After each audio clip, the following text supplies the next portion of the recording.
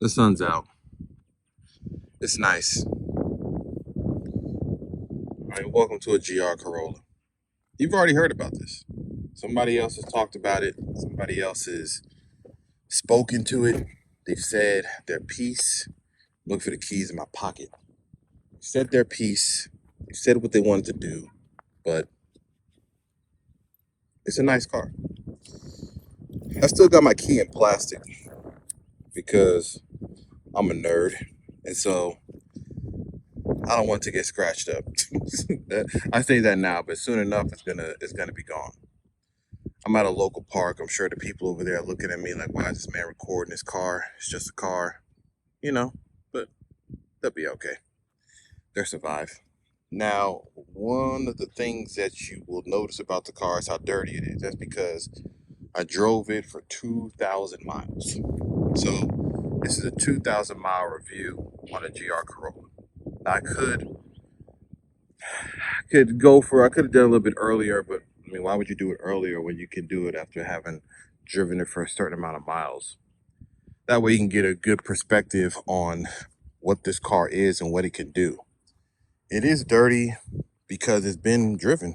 I washed it a bunch of times, but when they say get a white car, just remember that there's a responsibility of keeping this thing clean for a ridiculous amount of time. And I was not prepared for that. All right, quick overview. You've seen this car. We already know what this is. See the wide fenders? This is what I like. This here. The front fenders there. They're smoothed out on the front. They kind of remind me of the Civic Type R. The Civic Type R has the whole entire body's kind of smooth. We got a little bit of a attached body, similar to the old school wide body kits or the ones you get now, like Rocket Bunny, Liberty Walk, just without any rivets on it. Exhaust in the rear. Three exhausts in the rear. Now, I know most aftermarket companies are going to they're going to have a couple options. It's going to be all three. It's going to be one in the center. It's going to be these two on the end. I actually like the three. And I know a lot of people are going to either choose just the center or just the two on the end. But in the spirit of being different, or in the spirit of doing something that's unique, the three from the factory I kind of want to keep. I hope that the manufacturer's aftermarket kind of embraces that and gives you some really good options for it.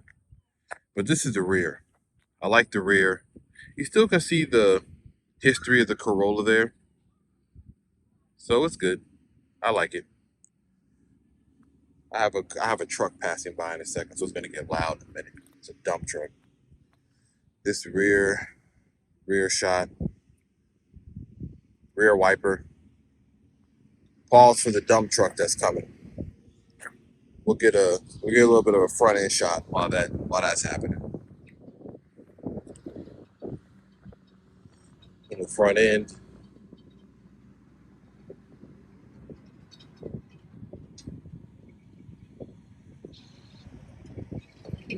There goes the dump truck I'm talking about. I'm out in the country. So the front end, almost all of Toyota cars currently right now, they're kind of in this like big grill situation. Like everything is. I have a 2022 Sienna XSE and it has the same thing, giant grill in the front. It's nice. I do like it. I like the fact that it's matte. I know there are people that want the Circuit Edition that's going to come out. If you don't know the different models, there's Core, like this one right here, Circuit, and Marizo. The difference between the three, the Circuit has all the packages: performance, cold weather, technology, forged carbon roof, a wing in the back, gloss black as far as the matte black. Interior has probably soft text material and some Alcantara in the seats, red stitching, so it's a little bit more appealing to the eye. This one has all the packages too. So I have the performance pack and I have the technology pack. I didn't care for the cold weather package. I don't really care for heated seats. I don't want extra buttons on the floor because eventually I'm going to change out the seats and I don't want to see unused buttons. And I don't care about a heated steering wheel. And that's just me personally. So I like the fact that it does not have cold weather package. But this is the front. Feels nice. See my shadow on this thing. It's the golden hour, as they say, for photographers, I think. I'm not a photographer. I'm an amateur YouTuber. This is the entire thing. It came factory, not factory. It came from the port with some tint on it. I'm probably gonna make it darker. This section right here, if we're gonna talk aftermarket, this section right here, it needs a wing. Personally, for me, I want something that's fairly aggressive, honestly, like a WRC wing that kind of does something up here. I'm gonna get something like it. I don't have it yet, but soon enough I am. It's something that the car needs. Personally, I think. Jump into the interior. Everybody's seen this. This is a controversy, right? Controversy. Can the car fit people? Can my babies fit in the back? Well, I have 3 kids. They all fit in the back. As you can see, I have a seat protector there. That was when I had the 2 boys the other day. We went to a car show, and I threw up the 4-year-old's booster seat in the back. This is my seating position right here. It's how much space you have. Now, I actually can squeeze behind myself in there, and I'll do it in a minute to just kind of show people that I actually can fit back there. And I'm 6'3", so if I'm fitting back there, if you're under 6 feet, you'll be all right. I don't want to hear people complaining too much. You get some cup holders back there. Haven't really used them at all, but they're there. It's nice to have it. You also have a cup holder in the door, in both doors, which is pretty hilarious that there's 4 cup holders in the back of this car, because I can't imagine that you would have 4 drinks, but I say that until I use it, and then I'm going to tell you how much it came in handy. That was a rear. Going to the trunk area. Some people are going to say this doesn't have enough trunk space. I'm going to say you don't know how to pack. That's pretty much it. It has enough trunk space. Is it as deep as you would like? So if you have my bag right here, there is a floor that goes all the way down to the bottom. It's like it's like the width of my hand. Good, like 8 inches. The length of my hand, not the width. And so there's a foam pad under this that's holding where the battery is in the back, and some sealant for a tire, puncture kit. Have some chemical guy stuff back here. A couple things I'm going to use on a car. I'm going to take a little bit of a detour right now and talk to you about the best air freshener in the world. Not sponsored. So that is the trunk area. I personally think you can fit enough space. I do like the fact that it has a privacy cover. I just truly do not like trunks and hatchbacks that are open, that you can see all the way into the back. I plan to eventually put a rear dash cam back here. I haven't done it yet. I probably have to figure out to fish it in between all these panels. I did it on my van, so I know it can't be that hard. All this stuff kind of comes down on the roof and everything, and you can kind of move some wires in there if you need be. This is everything. If you're bringing kids in here, those are the anchors you're going to be using for the child seats right there. So if you have I don't have to explain it. If you have kids and you have a child seat or a booster seat, you should know how to put that car seat in and how important that part is. And if you don't, well, man, find your wife or your girlfriend or your mom, have her help you out. Or you have your kids flying in the midst of an unfortunate event. Back to the car seat thing, they have a little latch down here. That's where you can attach the car seat there. There you go. That's me being a dad for about 30 seconds. So you got the 30-second review on the car seat review. Go over to the front. You know, they say where the action is. It's where all the fun happens. Yeah, I'm moving the camera around all crazy because I'm a one-man band. As you can see, I don't know if it's going to focus. Yeah, 2,000 miles exactly. How I timed that, I don't know. Don't ask me. I wasn't really trying to time it that well. It just so happened to be the case that I got here is 2,000 miles. So that's cool.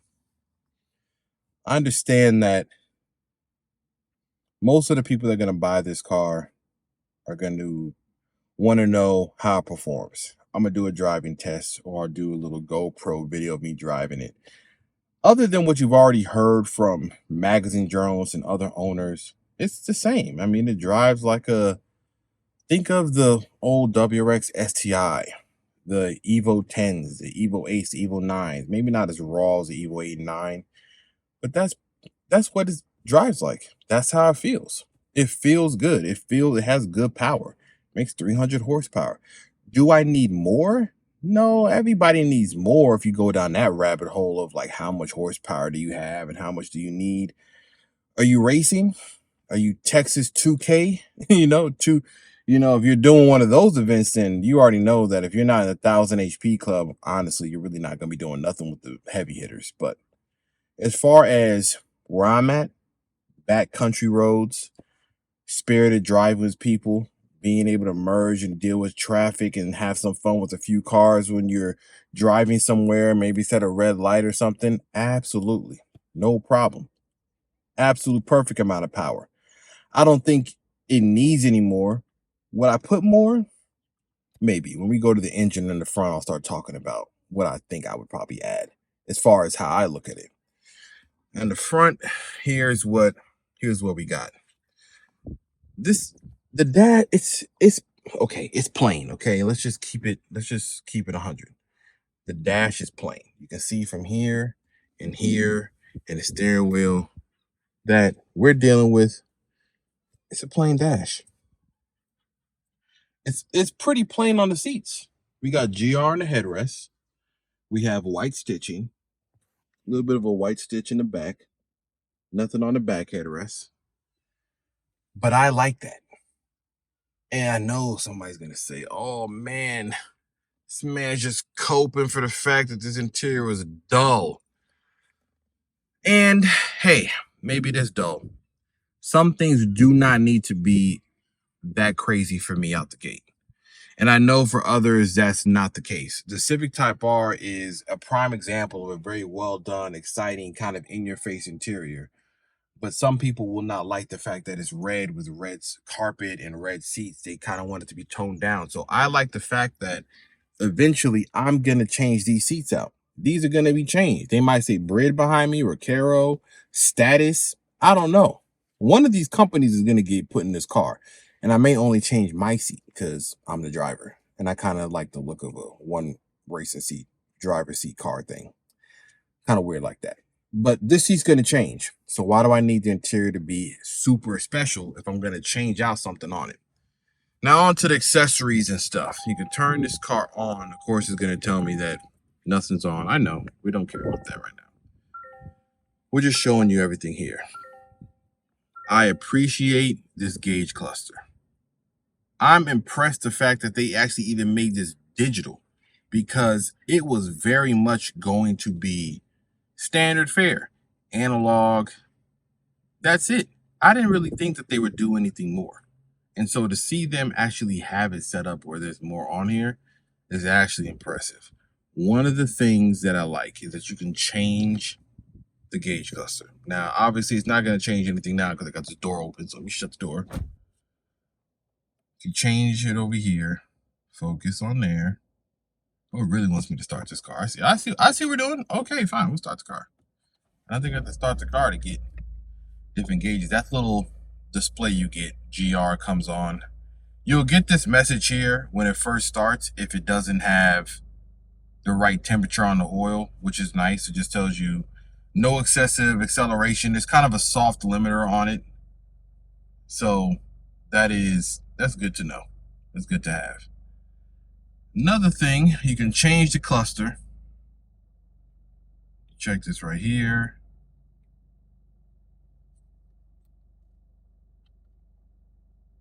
See that? That changes. This one shows the temperature, the oil. This is more like a G meter over here on the side. Kind of shows you what your acceleration, deceleration is. Get back into the focus on that. That's what that is. Then they have, what's we got here? This one just shows the boost gauge, compass. This one shows the miles per gallon, adaptive cruise control. If I'm in eco mode, which you can see kind of at the bottom right there, I usually drive in eco mode a lot, and I just kind of keep it here, honestly. Especially if I'm driving to work. I don't need this thing blazing on my way to work because there's traffic in the way. But you can change the modes. You got normal, sport, and you have custom. Now sport, when you have sport, I think it changes a few other things on this gauge cluster when you select that mode. You can get a few other additionals. No, I don't think so. I think it's all the same. But you can change the mode on it. I keep it inside of eco most of the time when I'm just moseying about the town. But when it's time to get busy in the side streets, that is when I will run completely different version on sport mode. CarPlay, I don't have to explain this. I mean, you all know what this is. If you have an Apple CarPlay, if you ever had in the car, emulate your phone, Android Auto, it'll do the exact same thing. It's wireless in this car, so that's a nice feature. Center console, or lack thereof, that's the wireless charger in the back. I'm going to keep it 1000. This wireless charger is finicky. And the one in my 2022 Sienna is not as finicky as this one. And this one should be better. I don't know what the deal is. If you put your phone there for a while, it will charge. My phone will charge. And then after a while, this little guy right here starts flashing and it stops charging. I don't have the answers. Something's wrong. Shifter feels good, notchy, direct. I want it to be even more direct. If there's anything that I would change or I want to change for the future to save my money up to buy, is the shifter they have for the GR Yaris from K Racing, CAE Racing. They have this shifter that I have always wanted. Extremely, it's just very high, very just 1, 2. I mean, man, that'd be lovely to have. This is the button everybody wants to know about, or everybody wants to drive the car to know about, and that's the different torque splits. See, if you look right now, look over here at the bottom, once it focuses in on that, you'll see it says 60/40. Then if I change it, it goes to 30/70. If I push down, it goes to track mode, which is 50/50. 90% of the time, I am in 60/40, depending on what's going on. If I'm driving somewhere and it's time to get a little spirited, a little busy, a little spicy in the streets, I will change it. But 99% of the time, I keep it real with myself. I'm not always in sport mode or track mode. I'm just driving the car as it is. I haven't felt in sport mode, you need to be aggressive. That's one thing I did notice. If you're driving in sport mode and you're trying to be easy with the shifting, it gets kind of jerky because the throttle is so twitchy. It wants you to drive hard. And so when it's doing that in sport mode and you're just trying to tool around in town, trying to run some errands, it don't really feel that great. And your shifting is not really that smooth. So change it back to regular. All right, you ain't doing too much. Center console. Let's talk about it. Armrest gate. You see my snacks? I ran out the house. I knew I was going to record this video. This is a real life owner. I didn't clean nothing up. I'm showing you how I'm living, okay? I have a microfiber towel. You'll know about that in a second. There's a battery. The GoPro's recording or earlier died. My Cheetos. Has some plain M&Ms. I threw those in the cup holders. And I'm going to show you what you really can store here. This is where I feel like Toyota could have just gave us a little bit more. I mean, they didn't have to do us like this. They could have gave us something else. Like, you see I have this extra phone here. That's it. That's an iPhone 6. Old one. Just a spare phone I have around. That's all you can fit here. I mean, like, look, that's it. That, and I can fit the GoPro in here. If I check this out and I grab the GoPro, I can slide the GoPro in there too. See that? That's it. That's all you're going to fit. That's a little unfortunate. I mean, if you have a can of Red Bull, this is an 8.4 ounce one. If you put that in there, I mean, Godspeed. Okay, that's going to fly out. So if you put everything in here, like I had, the M&M's right in the middle, really can't put the chips nowhere. They kind of sat there and that's it. That's the knock. That's the big knock here. Lack of storage. Then we have no armrest. And there's a guy online who's making one of these, like a guy on a forum, 3D printing up an armrest solution. I believe his name was Colton something. If he watches this video, shout out to Colton for even doing something like that. I'm buying it as soon as you release it. I don't care how much it costs. You can say it's $100. You got $100 coming towards you. I'm a man that supports the community and people that come with solutions. We need a solution here. I need a storage here. There needs to be something here.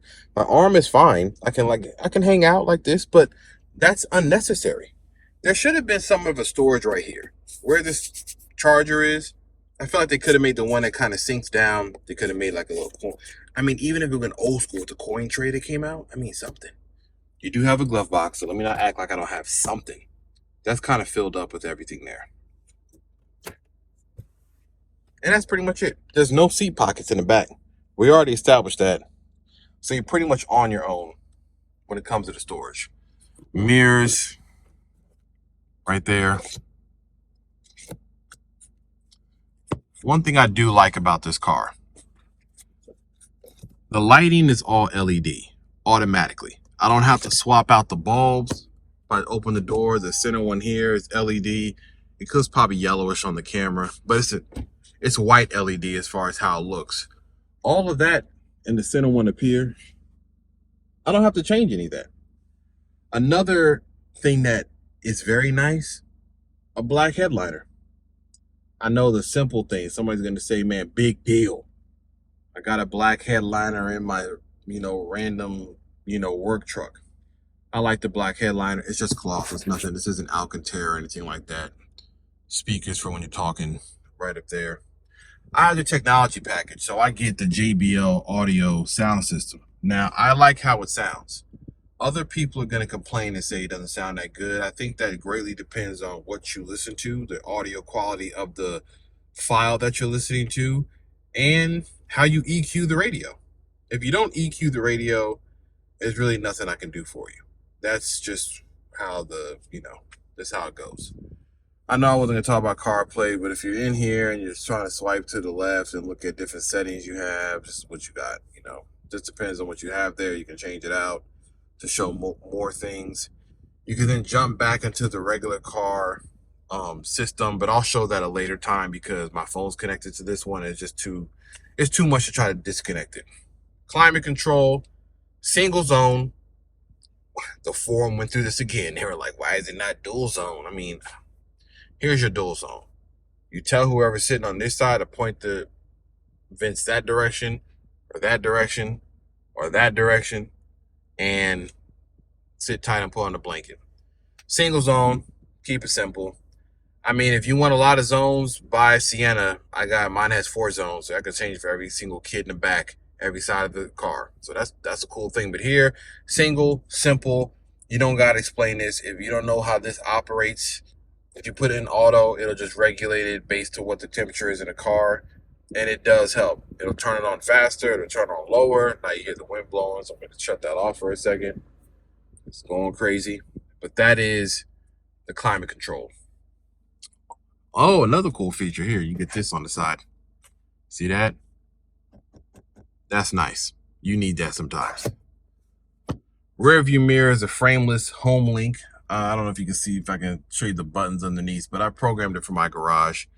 That's a nice feature. I use it. Some people don't care. They're going to say, I don't want to pay the extra $100 and something that the home link mirror comes with. I like the fact that I can open my garage without having another garage opener sitting somewhere on one of these visors. You got the old snap handles. Like, oh, snap. So you got those in the back. You got some in the back there too. It gets a little bit busy. As far as the front goes, I do have like cup holders here. You can't really fit too much here. So the problem, not that you can't fit, you can fit stuff here. It goes pretty deep, like a little mat pocket. So I could take my chips and technically stick them. Where my chips at? I can technically stick them like right here. See? I can do that. If you have anything else that's loose, it'll just rattle around. So that won't be too fun. Throwing the chips over there. I still got the little plastic here for the protector. I don't know why. Are there scuff marks on the plastic? Absolutely. Like I said, this thing got 2,000 miles on it and I've been driving. So there's little scuff marks on that side. There's some over here. Let me shut this off. We're going to jump into the engine. I don't need to have the engine on. We're talking about that. It's a simple car. I just did 2 videos for like an hour. But I'm just going to show this part of it real quick because this is what everybody wants to know about. Videos have details, and these are the details. 3-cylinder engine, okay? That's why you see the 3 dots. It's 3 dots. I said 3 dots. 3 lines. Who am I talking to? And what am I talking about? Hold on, let me try to do this hood one-handed. Can I do it? Aha, one-handed gang. All right, so 3 lines here. 1, 2, 3. That means there's 3 cylinders. That's all we got. We're missing 1. I'm trying to figure out the license plate. I think I was gonna put 3 minus 1. My license plate on my minivan says 3 too many because we have kids. I said I had 3 too many. Say 1 too many. I did 3 too many. Plate is hilarious to me. Okay, you don't gotta find it. But I'm thinking about doing something similar to a vanity plate on here. I don't know. 3 minus 1, 3, then minus 1. I don't know. Oh no, 4 minus 1 is 3. I can't add or subtract. Clearly, I need to work on my math. Here's the engine. Here's a cool feature that everybody talks about. There is a badge somewhere back here. That guy right there. That badge kind of denotes where this was designed, where it was moved from, and the hands in Japan that built this motor. I don't know how much of it hands-on build it is. I think a little bit of it's just windy now is because it's blowing. I think, they probably built a certain aspect of it, and then at some point the machines took over. Fairly plastic. Here's the intake. The turbo's mounted far in the back. You can kind of see the heat shield a little bit if you kind of look through this video. It's a small engine. I mean, it's compact. It's only 3 cylinders. You can see the transmission down there. You can kind of get to everything. It's, designed well. There's one fan. Yeah, it's only one fan there. One fan. Shroud here. 300 horsepower. 273 foot-pounds of torque. Could it use more? If I want more. I don't know if I want more. I lied. If I shoot for a number later on that I decide that I want to up the power, I would say like the high number would be like 400 to the wheels, right? And somebody's going to say, that's mad easy. The GR's guys did that with ease. But as far as me, I like balance, right? Car makes 300 horsepower, feels good. Is it the fastest thing on the road? No. We live in the land of Hellcats and Plaids. Somebody is going to have a faster car than you. So once you get over that, you'll enjoy your car more. Everybody wants to race everybody on the road. I don't, nor do I care. But somebody's going to have a faster car than you. So if your whole focus on this car is to figure out how many kills you can get or how many cars you can take down, wrong car. Just go get something like a old school Mustang, a twin turbo with her. Get a 335i or some S58 BMW or something. I don't know. Get something that has proven to make monster power off a very minimal amount of work. Or do a custom build. Do something brand new, unique. If I was to do something here, probably at some point in time, I would get like an intake. I like this shroud here. So if I was to get an intake, I'd probably try to match the carbon fiber to there. Maybe I change the engine cover. Keeping it simple though, downpipe, intake, exhaust, a tune. If those 3 things got me like 40 to 50 horsepower to the wheels, I'd be happy.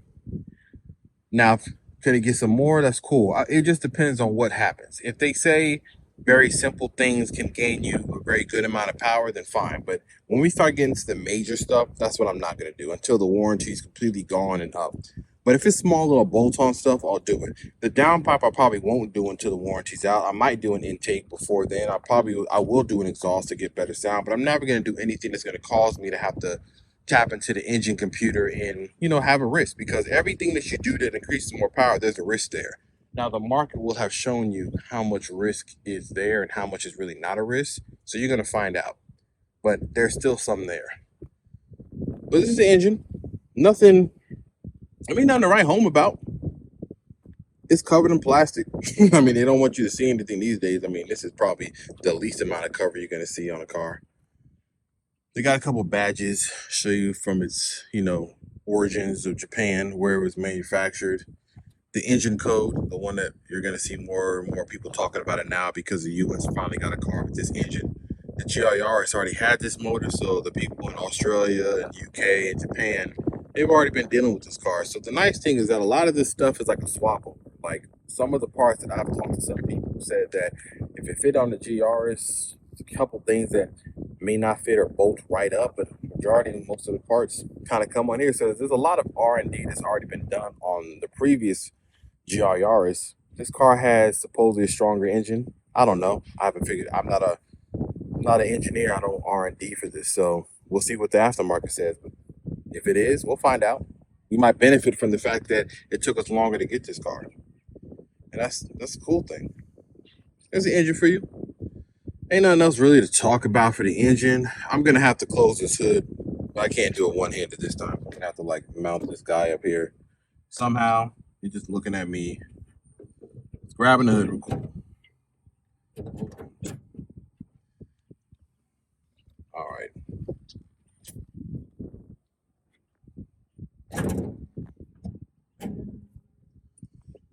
There you go.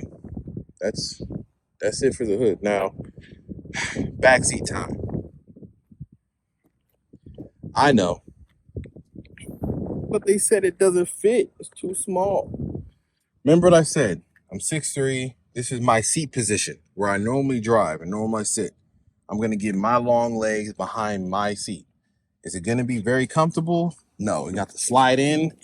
You got to do a little bit of a yoga, just a little, And I'm in. That's it right there. No, it's not spacious. I didn't say it was. I just said you could fit. I shut the door. See my knee, my legs. I'm tight. Listen, it's tight. I'm behind myself, so it's a small seat. If I was on the passenger side, I'd have a lot more room, as you can see. It'd be better back there, but I'm here, so I'm back here. Can I put this little couple armrests down? Put the armrests down. There you go. I got an armrest back here, just not in the front. So this is the extreme, okay? Jokes aside, this is extreme, okay? What I tell people to do this, if you're running somewhere real quick, real fast, fine, go ahead. Throw the person in the back. We're going to the movies real quick. We're going to get some tea. We're going to get some ramen. We're jumping in the car. We're going to get some barbecue. I'm cool. Anything longer than that, that's not gonna fly. All right, let me get my yoga back on and get out of here. All right, one leg out, twist body, and slide out. There you go. Shake it all about. And that's on that side. Let me go over to the passenger side. Passenger side is going to be a lot better. Move my little switch. This is a seat protector. I had my child back here in his booster seat. All right, sliding it back here. And look at that. Much better. I don't have to do one leg in and one leg out. So I'm here. It's comfortable. I got enough space. Now, where is this seat position? This is position where my wife would sit. So she's 5'3", 5'4". That was how she was sitting, comfortably in the front.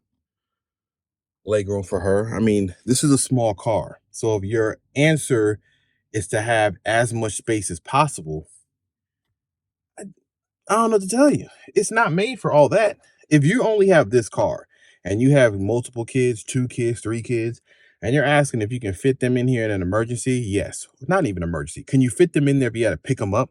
I can. I fit all 3 in mine. 2-year-old, 4-year-old, 9-year-old. I did. We went to dinner. Wife was sitting up here. We were cool. Now, if you have to do more than that, if there is a consistent basis of you having a rear-facing car seat and more than one, and you're tall, if you're under 5'10", you probably can make it work, because the way the front seat is here, how I sit, you probably can scoot this up a good amount and fit a rear-facing car seat in here. And also, this also depends on what type of car seat you buy. There are car seats made for smaller cars. You have to look into what the UK and the Europeans use for their car seats, because they tend to have smaller cars. And there are car seats that are made for those type of cars that run 3 across. So if you're used to the big old Chico or Graco car seats that we have here in America that are the size of buses themselves, then no, you're not fitting more than one back here, because them things take up mad space. But you need to go look at something more unique. So this is me back here in the passenger side. You see, I got leg, I got room. I'm chilling. I'm chilling. Good times. Would I be here all the time? No. Good headroom. It's not terrible. It's a GR Corolla. Just remember that. I didn't say I'm in the F-150 crew cab. I'm not in the Toyota Tundra Super Crew. I'm in a GR Corolla. But for my needs, I have a bigger family car. If you don't have a bigger family car and you're asking to haul people and kids all the time, you got to check your priorities. If you have friends that you constantly driving around, you got to ask yourself why one of them didn't got a bigger car. Okay. Don't buy a car based on who you got to drive around. You buy it for what you want to do. Now, if you have a family and you have responsibilities, then you get the car you need for the family first, come back later and get the fun car. That's what I did. This is years in the making. Okay. I'm gonna jump back. Actually, no, I'm not jumping back to the front. I'm gonna do it up here. So I'm gonna do it back here. You see this right here? This right here. Let me grab it. Microfiber towel. You know why I have this? Gloss black. All of this right here. See? I don't care how clean you are. This is a constant affair. This and that touchscreen up there. See the fingerprints from back here? That's why we have this. You're gonna need one of these. I'm probably just gonna go get like a handkerchief and make this smaller. But like honestly, I do not like this gloss black. That's what my other pet peeve. As soon as somebody comes up with matte carbon fiber overlays for this, I'm copping.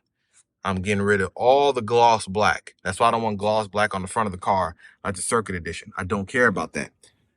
It's a fingerprint magnet. It's a dust magnet. It's a chrome magnet. It's a magnet, okay? It tracks everything. It's not the worst thing.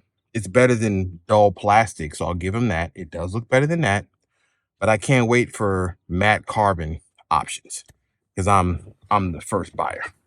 All right, I'm gonna jump out of here, and that's pretty much it.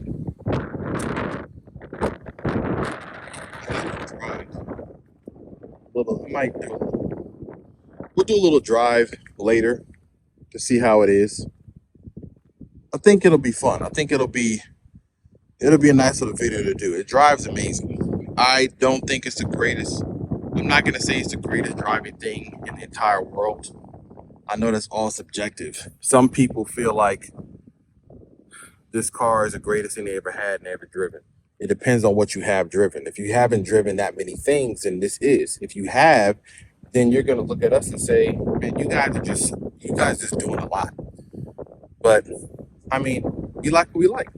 It's a nice car. It built the way it's supposed to be built. Everybody is not gonna be a huge fan. They don't have to be a huge fan of it. I think that's the joy of liking cars. You like what you like. Don't buy something trying to impress other people into liking what you spent your money on. I don't wear the same clothes as everybody. You don't eat the same food as everybody. You don't, have relationships with the same people everybody does. So keep it different, please. I didn't talk about this, but the brake dust situation is atrocious, yo. God, look at the front wheel. I've cleaned this. Not that I didn't clean it 2,000 miles. I did. I cleaned it recently a couple days ago. Look at the calipers. I'm not racing anybody. I'm not on the track. This is daily. 99%. This brake dust is bonkers. I know somebody's gonna be like, hey, yo, I've been had brake dust like that on cars. Guess what? I haven't. Okay, I'm new to the game. Sue me. It needs. I gotta do something here. I have something in the back from Chemical Guys to clean this whole wheel, coat it, do something better. This is crazy. I can't imagine if you kept those same brake pads and had like a white wheel, you played yourself to the max. It's probably terrible. Couple thoughts. I'm letting the camera just sit up there for a second. Could you get something faster? Yeah, you could. Could you get something that was bigger, better? That's all subjective. Bigger, yes, you can get something bigger. WRX is bigger. Is it better? I don't know if it's better, but that doesn't matter because you're buying what you want to buy. If I sit back and I look at all the cars that are in this category, WRX, Golf R, GTIs, Elantra Ns, Veloster Ns, if I look at all those cars and I still decide that I want to buy a GR Corolla, then that's your answer. You don't have to try to figure out where it lands on the scale of other cars and then ask other people online what they think about you spending your money. That doesn't make any sense. Buy what you want to buy. I looked at the entire gamut of the cars. I I test drove a WRX, a 2022 one, even though it looks like a Crosstrek. I don't know why. Subaru, man, boy, they played us. They played us. It should have been better. It should have been better. There's a Golf R. There's a GTI. I'm saying the Golf R, I'm stretching it because of the price point, but I'll give it a benefit of the doubt because you can get a Marizo edition that gets it $50,000. The Marizo edition, I don't really care about that. I mean, no back seat, no rear speakers, no rear wiper, just to be a track toy. I think it's more of just a halo for the GR Corolla, and named after the gentleman that was kind of behind the car being built. Because if you're truly about tracking, then I would assume you would get the most base model core you could get, and then add the modifications you need later as you go on the track and get your data back about what you need. But to spend $50,000 and it just, I don't know. To me, it doesn't make any sense. The circuit makes sense for those people that are like not privy to modifying too many things.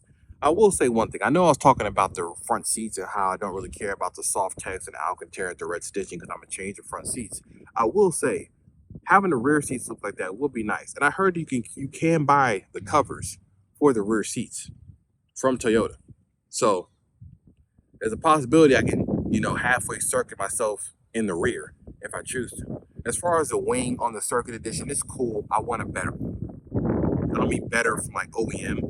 I want kind of more aggressive carbon fiber. And I know companies like Barris and Voltex and all these other companies will make one. They will make me a WRC street style type of wing, and I'm gonna be happy. So that's fine. I don't need that. Gloss black on the front. You heard me talk about the gloss black inside. I don't want it in the front. It's too much. I got gloss on the mirror caps. I don't really care about that either. But overall, the car is amazing. I mean, I love it. It drives good, good power, 273 foot-pounds. It's going to get more later. There's going to be aftermarket for it. It's the right size. It's not the biggest thing in the world. It's not the smallest thing in the world. It performs well. It has all-wheel drive. It feels great in the rain. The tires feel good that it has on here. It sounds nice. It has a nice 3-cylinder sound. It doesn't sound like a 4-cylinder. It kind of sounds like half of a 6 to some people. I can't really get it down in my head what I think it sounds like, but there's some type of tone there that I do like. And it does sound good. The future is bright. That's all I can say. The future is bright for this car. That are gonna have this car, the community. I'm really excited about people that get the car instead of me being asked how much I paid over it because I didn't. And that's another thing. Like this MSRP and ADM thing on this car is almost trying to ruin it for people that want to buy it. Like some of the dealerships are also actually alright. It's like this constant thing. I heard you didn't pay extra. I heard you didn't do it. Oh man, you paid over. Oh man, it sucks to be you. Like, listen, let people do the money they want to do. If somebody wants to go out there and pay more, good for them. They got it like that. I don't have it like that. That's fine. I don't care about that part. I care about people having a car and driving it, enjoying it, and owning it. I'm gonna do a driving test later. I'm not doing it right now today. I died anyway, so I can't do it right now. If the sound is bad when I record this because of all the wind that's blowing, it'll tell me that I have to now go invest in DJI microphone things because, yeah, audio probably terrible. But hey, I'm here. That's it. See more from me. My first real video on YouTube. I don't know if I'm putting this on the CarQuicks, my other channel for my podcast. I don't know what name I'm going to put on it because my channel is going to be a variety. I do a lot of things. This ain't the only thing I'm going to do about cars. It's one fun car I have aspect of my entire life. Many hobbies. There's cooking, there's music, there's things like that. So we'll see. My kids too. I mean, it's part of it. We'll see how we do. All I know is the car's fun. If you win this market, you're thinking about one of these, consider it heavily and go and try to get one. And don't take no for an answer. That sounds stupid. It's a cliche. Don't take no for an answer. If you can get one and you're thinking about getting one and you want an honest opinion, it's a very good car. It's very fun. It drives well. Yes, if I compare it to like a Civic Type R, which is like probably the more direct comparison, could the Civic Type R feel more direct? I guess so. Have I driven the new one? No. Did I know it existed and saw the videos? Yeah. Did I hear what people said? Yeah, it's more focused on the track, more focused on the background. But there's something about a little bit of the rawness of the GR Corolla and how fun it is when you're driving it that can't be quantified. I don't need exact lap time. Latest episode podcast, CarQuicks, talked about, do we really care about lap times? I don't really care about lap times. I don't care that it's faster on a track, that the Semi Type R is that it feels more direct in the corner at speed, or that it trail brakes better. Any of the other things. But if it matters to you, though, if that matters to you, then I would say go and buy what you want to buy. Semi Type R is an extremely good car, so you're not losing there. But if you're saying which one is better, they're each better, right? That's how it goes. They're each good in their own right. Choose what you want to choose. Buy what you want to buy. You want to buy Montreal, go buy it. That's an excellent car. Especially at the price point, can't go wrong. None of the cars can you go wrong. It's just one I choose. I'll see y'all around. This ain't the last time. Be safe out there. I'm out.